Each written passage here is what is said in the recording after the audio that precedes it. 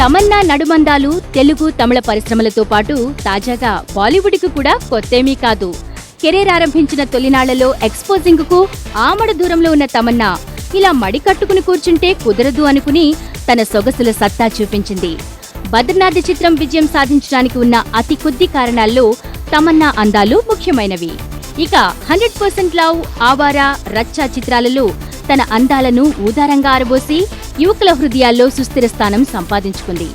తన అందాలు అందర్నీ బోరు కొట్టించాయనుకుందో ఏమో కానీ తాజా చిత్రం తడాఖాలో కాస్త డోస్ పెంచింది.